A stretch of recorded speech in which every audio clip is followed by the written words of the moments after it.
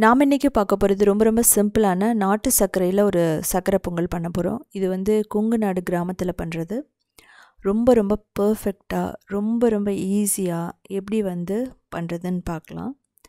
இது வந்து பார்த்திங்கன்னா குக்கரில் பண்ண மாட்டோம். ட்ரெடிஷ்னலாக ஓப்பன் பேன் மெத்தட் தான் பண்ண போகிறோம். ரொம்ப ரொம்ப சூப்பராக இருக்கும், பிரசாதம் மாதிரி இருக்கும். இதுக்கு 1.5 கப் பச்சரிசி, அதாவது 5020 எடுத்துக்கலாம். அதுக்கப்புறம் மூங் தால் வந்து 1/2 கப், ஒரு 3 தடவை நல்லா வந்து கழுவிக்கலாம். அதாவது பாசிப்பருப்பு தோல் இல்லாமல் எடுத்துக்கலாம். இப்போ தண்ணி ஊற்றிட்டு ஒரு 10 நிமிஷம் ஊற வச்சிடலாம். இப்போ இதில் 7 கப் தண்ணியை ஊற்றணும்.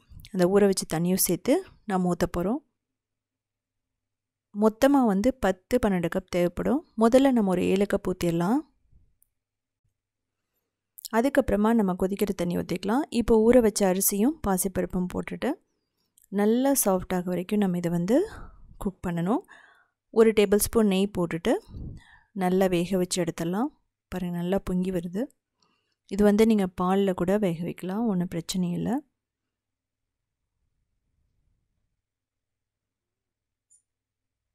இப்போ அந்த தண்ணி வந்து அப்படியே வந்து அப்சர்வ் பண்ணிகிட்டே வருது. நல்லா அந்த அரிசி பார்த்திங்கன்னா நல்லா பெருசாக இருக்கும். நீங்கள் எந்த பச்சரிசி வேணாலும் யூஸ் பண்ணலாம். மாவு பச்சரிசி, பொங்கல் பச்சரிசி, 5020 பச்சரிசி, எது வேணாலும் யூஸ் பண்ணலாம். எல்லாமே நல்லாயிருக்கும். பொங்கலுக்கு பச்சரிசி மட்டும்தான் யூஸ் பண்ணணும். இப்போ மூடி வச்சு 5 நிமிஷம் விட்டுறலாம். ஸோ பாருங்கள், நல்லா வெந்துடுச்சு. ஸோ இதை பார்த்தா தான் தெரியும் நம்ம அரிசி வெந்திருக்கா இல்லை அப்படின்னா பாசிப்பருப்பு வெந்திருக்கான்னு சொல்லிட்டு. பச்சரிசி பார்த்திங்கன்னா ரொம்ப சீக்கிரமாகவே வெந்துடும். செக் பண்ணி பார்க்கலாம். நமக்கு அரிசி வெந்துருச்சு, ஆனால் வந்து பாசிப்பருப்பு கொஞ்சம் மட்டும் வேகலை, ஒரு 20%. ஸோ அதனால் நல்லா ஹாட் வாட்டர் ஒரு 2 கப்பு அதை ஊற்றிட்டு திரும்ப நம்ம வந்து மீடியம் ஃப்ளேமில் வச்சுட்டு நல்லா வந்து குக் பண்ணணும். பொங்கல் அப்படிங்கிறது ரொம்ப கெட்டியாக இருக்கக்கூடாது. எப்போவுமே வந்து கொஞ்சம் ஓரளவுக்கு வந்து நல்லா இருக்கணும். கெட்டியாக இருந்துட்டால் என்னாகும் அப்படின்னா பொங்கல் சாப்பிட நல்லா இருக்காது. டைம் ஆக இன்னும் வந்து கெட்டியாகிடும். ஸோ அதனால் நீங்கள் தண்ணி எக்ஸ்ட்ரா ஒரு 3 கப் ஊற்றிட்டு கொஞ்சம் நெய் போட்டுட்டு வேக வைக்கலாம். நெய் மொத்தமாக வந்து 1/4 கப் தேவைப்படும். நெய் பிடிக்காதவங்க நீங்கள் கொஞ்சம் மட்டும் போட்டால் போதும். ஆயில் கூட ஊற்றிக்கலாம் நீங்கள், பட் டேஸ்ட் வந்து நெய்யில் தான் வரும். இது பாருங்கள், நமக்கு அப்படியே வந்து பால் பொங்கல் மாதிரியே ரெடி ஆகிட்டுருக்கு. இப்போ நமக்கு பச்சரிசி வெந்துடுச்சு. இப்போது 2 கப் நாட்டு சர்க்கரை, இது வந்து பார்த்திங்கன்னா 250 ml கப்பு. இப்போ நெய் வந்து ஒரு 1 இல்லைனா 2 டேபிள் ஸ்பூன். இதையும் நல்லா மிக்ஸ் பண்ணிவிட்டு இது கொஞ்சம் திக்காகணும். அது வரைக்கும் நம்ம வந்து என்ன பண்ணலாம் அப்படின்னா ஒரு லோ டு மீடியம் ஃப்ளேமில் வச்சிடலாம். அப்படியே இந்த நாட்டு சர்க்கரையெல்லாம் கரைஞ்சி அரிசி பாசிப்பருப்போடு சேர்ந்து வரும். அது வந்து பார்த்திங்கன்னா டேஸ்ட் அப்போ தான் வந்து நல்லாயிருக்கும். ஒரு 8 நிமிஷம் ஆகும் இது வேகிறதுக்கு. நல்லா சுண்டி வரணும். ஸோ பாருங்கள் நமக்கு எந்த அளவுக்கு பர்ஃபெக்டாக வந்திருக்குன்ட்டு. இடையில உங்களுக்கு அடி பிடிக்கிற மாதிரி இருந்ததுன்னா மட்டும் ஒரு டேபிள் ஸ்பூன் நெய் வெல்லம்.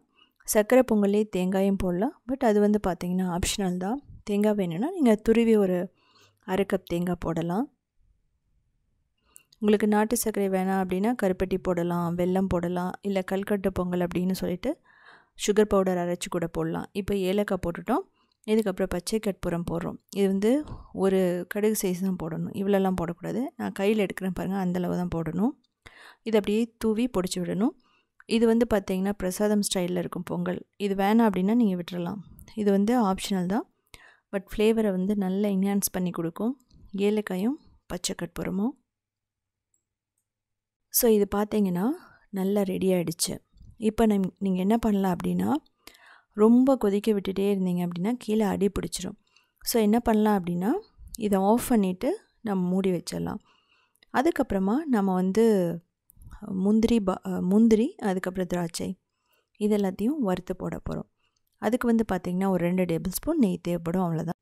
ஸோ நெய்யை வந்து நல்லா சூடு பண்ணதுக்கப்புறமா முந்திரி திராட்சையும் போட்டுட்டு நல்லா வந்து கோல்டன் ப்ரௌனாக வர வரைக்கும் நல்லா வதக்கிட்டு, அதாவது ரோஸ்ட் பண்ணிவிட்டு எடுத்துகிட்டு நம்ம பொங்கலில் போடுறோம்.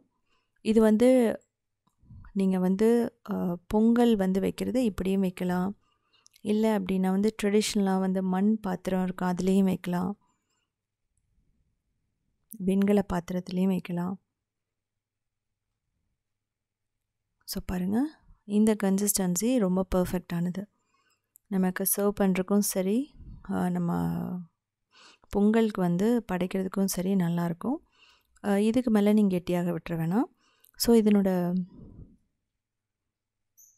ரெசிப்பியை நீங்கள் பார்த்து செஞ்சுட்டு எப்படி இருந்துச்சுன்னு சொல்லிவிட்டு கமெண்ட் பண்ணுங்கள்.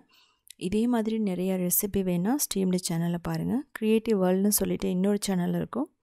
அதில் பார்த்தீங்கன்னா கிட்டத்தட்ட 1800 ரெசிபீஸ்க்கு மேலே போட்டிருக்கோம். ஸோ நீங்கள் போய் பார்த்து தெரிஞ்சுக்கலாம். சவுத் இண்டியன் ஃபுட்ஸ்.inங்கிற வெப்சைட் இருக்குது. ஸோ அதுலேயுமே வந்து பார்த்திங்கன்னா 5000 to 10,000 ரெசிபீஸ் போட்டிருக்கோம். ஸ்டெப் பை ஸ்டெப் ஃபோட்டோஸும் இருக்கும். அது மட்டும் இல்லாமல் வீடியோஸும் இருக்கும்.